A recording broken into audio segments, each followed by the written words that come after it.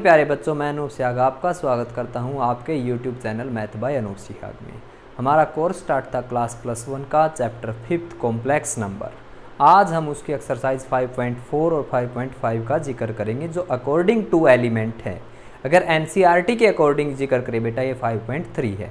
Miscellaneous जो exercise है NCERT की वो आप इन्हीं एक्सरसाइज के बेसिस पे क्वेश्चन कर सकते हो। जो प्रॉब्लम होगी बेटा वो व्हाट्सएप नंबर पर सेंड कर देना, हम आपको उसका सॉल्यूशन भेजते रहेंगे। आगे हमारे इस लेक्चर की शुरुआत करें तो यहाँ पर कुछ इक्वेशन लिखी गई है बेटा। यह इक्वेशन हमने 10th में भी पढ़ी थी। 10th में हमारे पास क्वाड्रेटिक इक्वेशन जो चैप्टर था द्विघात समीकरण हिंदी मीडियम में, तो वहाँ पर ये इक्वेशन सोल्व करते थे, वही मेथड है। लेकिन यहाँ पर कुछ कमजोरी रह गई थी 10th में। रूट में जो माइनस आया उसको आइटा बोला, इमेजिनरी बोला, उसी को तो लेकर इस चैप्टर का किस्सा शुरू हुआ है ना, यहीं से तो कहानी चलती है इसकी। तो अब हमने इस इक्वेशन को सोल्व करना है। सोल्व करने के बेटा 3 मेथड थे, एक फैक्टराइजेशन, एक कंप्लीट स्क्वायर और एक क्वाड्रेटिक फॉर्मूले वाला जो बना हुआ था। क्वाड्रेटिक फॉर्मूला कैसे बना, अगर किसी बच्चे ने ये लेक्चर सुनना है तो बेटा हमने 10th की एक वीडियो अपलोड की हुई है, 10th के भी चैप्टर हैं, प्लेलिस्ट में जाकर देख सकते हो। वहाँ पर क्वाड्रेटिक इक्वेशन का ये फार्मूला कैसे बना वहाँ पर बताया गया है। जो ये नहीं था -b plus -b square minus 4ac, -b plus -b square minus 4ac by 2a, ठीक है, वहाँ पर आपको समझा रखा है ये कैसे बना है। तो अब जिक्र करें बेटा इस क्वेश्चन का, 2x square plus x plus 1 किस मेथड से, किसी मेथड से आप सोल्व कर सकते हो। आपके अकॉर्डिंग भी सबसे इजी मेथड यही रहता है। अगर फैक्टराइजेशन कुछ भी नहीं आता, ये मेथड अप्लाई कर दे, वहीं से इसका सॉल्यूशन हो जाता है।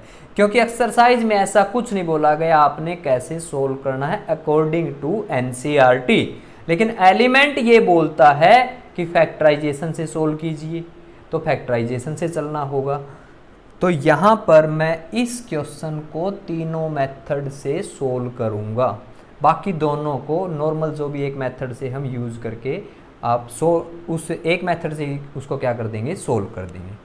तो देखिए फर्स्ट मेथड है मेरे पास क्वाड्रेटिक इक्वेशन वाला, x की value -b plus -b square minus 4ac by में 2a। a क्या होता है बेटा, जो एक्स स्क्वायर का कोफिशिएंट है उसको हम a बोलते हैं, जो x का कोफिशिएंट है चाहे वो प्लस का हो चाहे माइनस का उसको b बोलते हैं, इसको क्या बोलते हैं c। तीनों की वैल्यू उठाएंगे, इसमें पुट कर देंगे, तो x की वैल्यू देखिए माइनस का b है तो -1 आ जाएगा ना बेटा। x का कोफिशिएंट कोई कह दे 0, अरे 1 है, इनटू में हर किसी के क्या होता है, 1 होता है। तो b की वैल्यू बेटा 1 प्लस माइनस b का स्क्वायर बताइए, माइनस जो 1 है 1 का स्क्वायर 1 ही होगा, -4, a कितना है 2 और c कितना है बेटा 1 बाय में 2a, a कितना है 1, x की वैल्यू -1 प्लस माइनस 8 में से गया माइनस के साथ। 10th में तो ऐसे क्वेश्चन आते ही क्या बोल देते थे, डज नॉट एग्जिस्ट। लेकिन बेटा यहां पर अब क्या होगा, रूट में जो माइनस आया है उस बीमारी को नाम क्या देना है, आइटा। तो ये क्या दिखेगा आपको, -1 प्लस माइनस रूट में 7 आइटा बाई 2। ये हमारा क्वाड्रेटिक से सॉल्यूशन हो गया। फैक्टर हम बना ही नहीं सकते, 2 प्रोडक्ट आनी चाहिए, 2 आनी चाहिए, कैसे बनाए देखो, तो वहां से चले तब देखो भाई, ये तो हो गया ना यहां तक। तो इसकी प्रोडक्ट 2, एक की प्रोडक्ट 2 आ ही नहीं सकती, प्लस करें तो 1 होना चाहिए, प्रोडक्ट करें तो 2 होना चाहिए, ऐसा कोई मेथड है नहीं क्योंकि प्रोडक्ट भी किस में है, प्लस में है। तो यहाँ से जब आप चलोगे तो थोड़ा सा लेंथी हो जाएगा। दूसरा मेथड था बेटा कंप्लीट स्क्वायर, पूर्ण वर्ग विधि, जिनके पास हिंदी मीडियम था पूर्ण वर्ग विधि, अगर इंग्लिश मीडियम था तो कंप्लीट स्क्वायर। वो कहता है कंप्लीट स्क्वायर का मतलब इस इक्वेशन में से जो कंप्लीट स्क्वायर होता है ना वो बार निकाल लीजिए। कंप्लीट स्क्वायर कैसे करते थे 10th में आपने पढ़ा होगा। सबसे पहली बात है बेटा एक्स स्क्वायर का कोफिशिएंट 1 होना चाहिए, 2 है, यहीं पे रुक जाएंगे। पहले इसको क्या करेंगे 1 बनाएंगे, तो पूरी इक्वेशन को हम जितना भी एक्स स्क्वायर का कोफिशिएंट होगा उतने से ही डिवाइड करेंगे। ऐसा नहीं कि हर बार 2 से करेंगे, जितना कोफिशिएंट है 2 से ये डिवाइड, 2 से ये डिवाइड, 2 से ये डिवाइड। तो क्या बचा बेटा एक्स स्क्वायर बचा, x/2 बचा, प्लस का 1/2 बचा। ठीक है, लिख दिया। फिर आपने अगली बात क्या याद रखनी है, एक्स कोफिशिएंट, जो एक्स का कोफिशिएंट है उसका हाफ करेंगे, is half, x coefficient is half, x के कोफिशिएंट का हाफ। कहीं नहीं लिखना, मन में रखनी है ये बात। बताओ 1/2 है, किसी का हाफ करना ना बिल्कुल इजी मेथड है, आप पजल मत होना। 1/2 से मल्टीप्लाई करना होता है, हाफ का मतलब ये होता है उसके कोफिशिएंट को 1/2 से मल्टीप्लाई करना होता है। तो बेटा कोफिशिएंट कितना है 1/2, यहां पर क्या लिख देंगे 1/2, 1/2 इंटू 1/2 1/4 है ना। तो क्या आया 1, कहीं नहीं लिखना आपने, ये जो ये इसका कोफिशिएंट का हाफ किया ये कहीं नहीं लिखना। लिखना क्या है x square plus x/2 plus 1/2, या ये प्लस का 1/2 आप यहां भी लिख सकते हो अलग से, कोई दिक्कत नहीं। जो कांस्टेंट होगा अलग से लिख लो, प्लस का तो प्लस का माइनस। जो ये आया ना इतना ही प्लस का स्क्वायर के साथ लिखना है बेटा, इतना ही प्लस के स्क्वायर के साथ लिखना है, और इतना ही माइनस में स्क्वायर के साथ लिखना है। अब एक बात बताओ, आपके पास 100 रुपए है, किसी से 20 ले लिए, किसी को 20 दे दिए, रुपए कितने अभी भी 100। इक्वेशन वही है, देखने का नजरिया बदल दिया, इतनी ही टर्म प्लस में कर दी और इतने ही माइनस। ऐसा करने से क्या हुआ, ये कंप्लीट स्क्वायर वाली टर्म हो गई। मन की आंखों से देखोगे ए स्क्वायर ये बी का स्क्वायर है और ये प्लस 2ab है। आपने इसको क्या लिखते थे बताओ बेटा, इसको क्या लिखते थे आप सोचो, क्या लिखते थे a प्लस बी का होल स्क्वायर, ये लिखते थे ना a प्लस बी का होल स्क्वायर, जिसके ऊपर स्क्वायर होता है। अगर उन दोनों में से अगर यहां पर ये वाला सिंबल अगर माइनस का हो तो माइनस का लिखेंगे, प्लस का हो तो हमेशा इनके बीच में प्लस आएगा। स्क्वायर के जो नीचे है वो उठाते हैं और दूसरी तरफ से उठाते हैं और दोनों के ऊपर होल स्क्वायर अप्लाई कर देते। यहां पर देखिए बेटा, एक तो x है, एक 1/4 है, प्लस का है तो प्लस का स्क्वायर, बाकी टर्म उधर ले जाओ आप।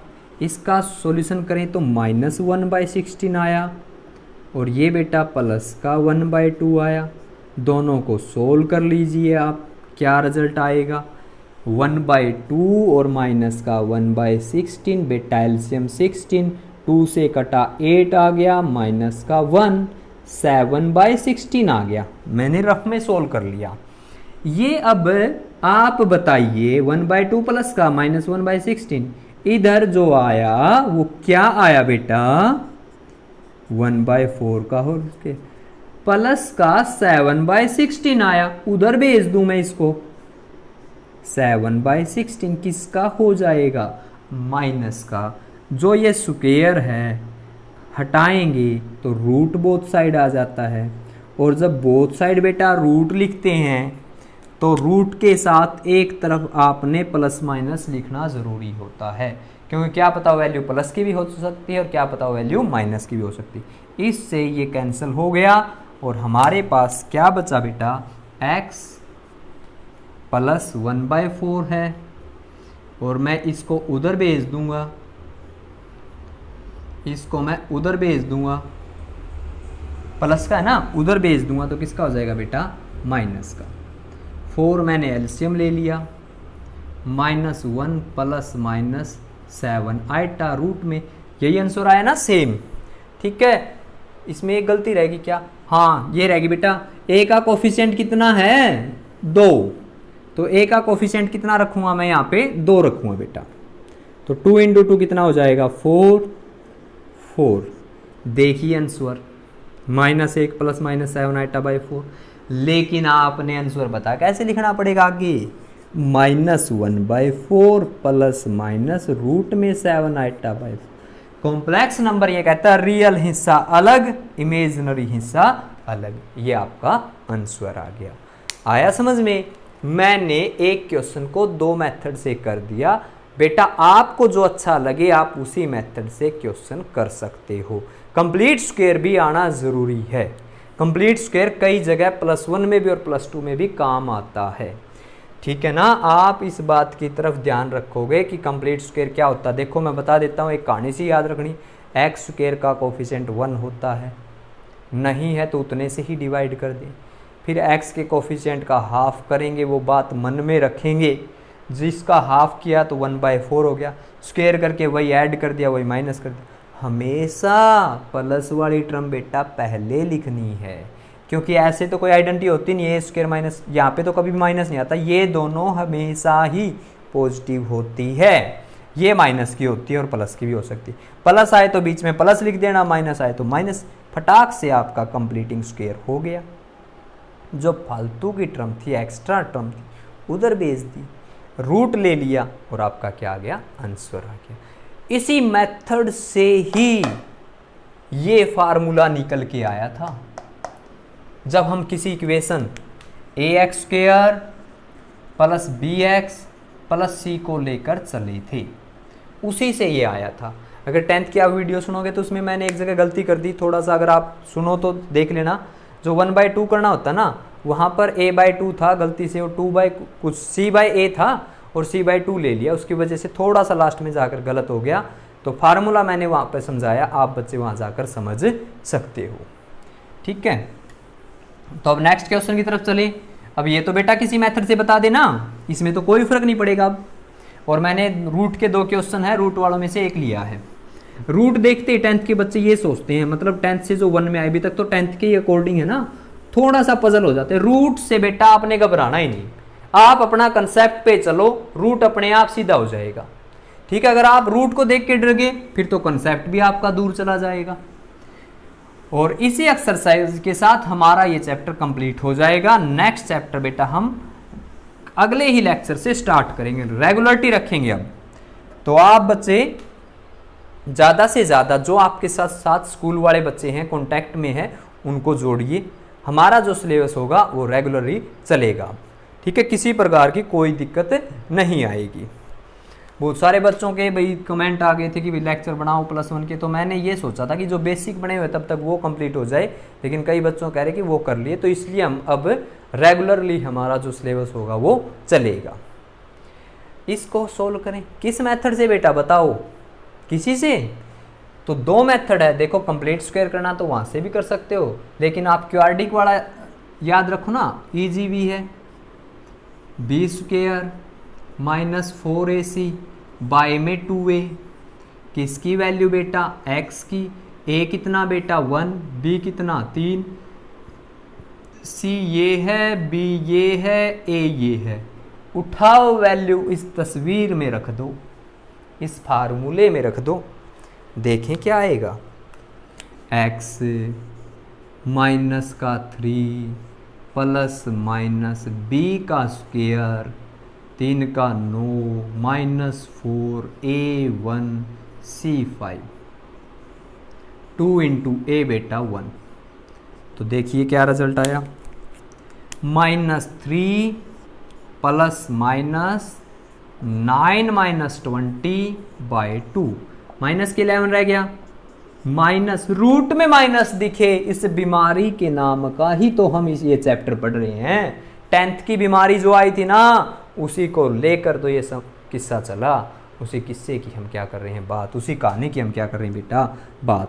प्लस माइनस, माइनस के 11 बचा, रूट में 11 माइनस की वजह से आइटा बाय में 2, ये बेटा आपका आंसर आ गया।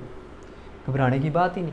जितने भी क्वेश्चन दिए गए हैं +1 में सब में रूट में माइनस आएगा, सबके रूट में माइनस आएगा।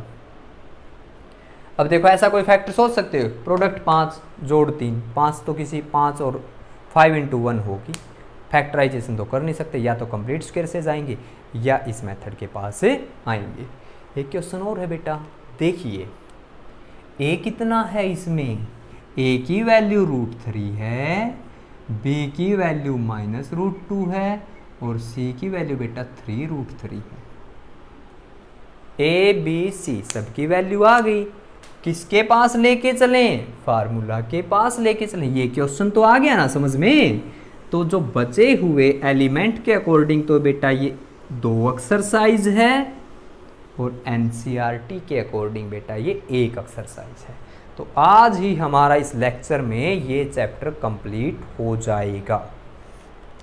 तो देखिए ए की वैल्यू √3, बी रखो -√2 है, माइनस माइनस प्लस हो जाएगा, इसमें ही रख दिया मैंने बुला के, प्लस माइनस बी का स्क्वायर √2 का स्क्वायर 2 -4, ए कितना √3, सी कितना 3√3, बाय में 2, ए कितना √3, √2 प्लस माइनस 2 माइनस √3 बेटा 3, एक 4 मिल गया, एक 3 था और एक 3 और बन गया। देखो 3 3 जा 9, 9 4 जा 36, 2√3। मैंने बताया जितने भी +1 में क्वेश्चन दिए गए हैं सब में माइनस आएगा और कोई फर्क नहीं है, सेम 10th है बेटा। 10th में इस कहानी को छोड़ देते थे, अब इस कहानी का सॉल्यूशन है हमारे पास। तो 34 को क्या लिखा जाएगा, √2 प्लस माइनस 34, 2√2 इंटू √17 भी कह सकते हैं ना, है तो बात वही। अब आप ये कह दो ये क्यों लिखा, क्योंकि ऐसा हो सकता है आंसर वाले ने √2 कॉमन लेकर इस 2 से ये √2 क्या कर दिया हो, कैंसिल। यहां तक भी आंसर सही था, ये आंसर भी हो सकता है। अगर बेटा ये आंसर नहीं है तो क्या होगा, आंसर √2 कॉमन आ जाएगा, 1 बच जाएगा, प्लस माइनस √17 आइटा 2√3। अब एक बात बताइए बेटा, ऊपर x नीचे x की 3 हो, क्या बचेगा बताओ, क्या बचेगा, x से ये कैंसिल करेंगे तो x², क्या हुआ 3 में से जो वो पावर होती है वो कम होती है, वही तो बचता है। यहाँ पर √2 है, यहाँ पर पावर मतलब हाफ है और यहाँ पे पावर 1 है। जब मैं इसको इससे कैंसिल करूंगा तो बेटा √2 आएगा, क्या आएगा √2। तो आपका आंसर 1 प्लस √17 आइटा बाय में √6, ये भी आंसर हो सकता है। और यहाँ से अलग अलग कर देना बेटा, वो भी आपका आंसर हो सकता है। ठीक है, दोनों के अकॉर्डिंग ही आपका आंसर हो सकता है। इस एक्सरसाइज में एनसीईआरटी के अकॉर्डिंग 12 या 13 क्वेश्चन सब बेटा आप इस फार्मूले से कर देना, कोई दिक्कत नहीं है। यही एक फार्मूला है जिससे आप आसानी से कर सकते हो। 10th वाले ही क्वेश्चन है, आपने घबराना नहीं, बिल्कुल 10th है। बस एक रूट में जो -1 आए बेटा, उस बात का आपने क्या रखना है, ध्यान रखना है। ठीक है, कल हम जो नेक्स्ट लेक्चर लेके आएंगे वो एक नेक्स्ट चैप्टर नए लेक्चर के साथ ही होगा। उसका बेसिक आपको पहले बताया होगा, उसके बाद ही हम उसके लेक्चर डिस्कस करेंगे। और जितना भी सिलेबस बेटा आप करेंगे वो सारे का सारा एनसीईआरटी का करेंगे, क्योंकि आपके पास लॉकडाउन अगर चलता रहा तो हमारे पास पहले एनसीईआरटी कवर करनी ज़रूरी है। सिलेबस भी छोटा है और आसानी से आप वो काम कर भी सकते हो, सबके पास मोस्टली एनसीईआरटी की बुक होगी। तो किसके अकॉर्डिंग चलेंगे, आप बच्चों की डिमांड के अनुसार एनसीईआरटी पे चलेंगे, एलिमेंट बाद में भी करवा देंगे। ठीक है, ओके बेटा, मिलते हैं नेक्स्ट लेक्चर में। लेकिन अब मैं आपसे वादा करता हूँ 1 या 2 छुट्टी ज़रूर हो सकती है वीक में, एक तो संडे की और एक और 2 छुट्टियाँ करते हैं मोस्टली, +2 में भी ऐसा ही चलता है। उससे ज़्यादा छुट्टियाँ आपकी नहीं होगी। ठीक है, अगर बेटा किसी प्रॉब्लम की वजह से होगी वो दूसरी बात है, नहीं आपका सिलेबस जो चलेगा रेगुलर ही चलेगा। लेकिन आप बच्चों ने भी एक बात की तरफ ध्यान देना है, आपके जो साथ वाले बच्चे थे ना बेटा 10th में, उनके पास वीडियो शेयर करनी है, चैनल सब्सक्राइब करवाना है, उन बच्चों को भी साथ के साथ जोड़ना है। अगर आप बच्चों के लिए मैं वीडियो बना रहा हूँ तो आप बच्चों ने भी थोड़ा बहुत मेरे लिए सहयोग करना पड़ेगा, क्योंकि जितने बच्चे जुड़ेंगे, कमेंट करने वाले बच्चे ज़्यादा होंगे, प्रॉब्लम पूछने वाले बच्चे ज़्यादा होंगे, तभी उस क्लास में मन लगता है। कई बार आपने देखा नहीं, क्लास में कोई बच्चा टीचर आता पढ़ाता है और चला जाता है, तो उसके अगर कोई प्रॉब्लम ना पूछे तो अगले दिन क्या आएगा, छोटी छोटी बातें बताई, चैप्टर कंप्लीट। लेकिन यहाँ पे क्लास तो है नहीं बेटा, इसी वजह से कई बार मन नहीं करेगा। अगर आप बच्चों ने पूरी मेहनत से आप मेरा साथ दोगे तो मैं भी आपके साथ तैयार रहूँगा। किसी भी बच्चे की कोई प्रॉब्लम व्हाट्सएप पर भेज देना, उसका सोल्यूशन हम आपको भेजते रहेंगे। ओके बेटा, मिलते हैं नेक्स्ट लेक्चर में। अपना काम ये कंप्लीट करना, नेक्स्ट चैप्टर नेक्स्ट लेक्चर के साथ ही स्टार्ट होगा। ओके।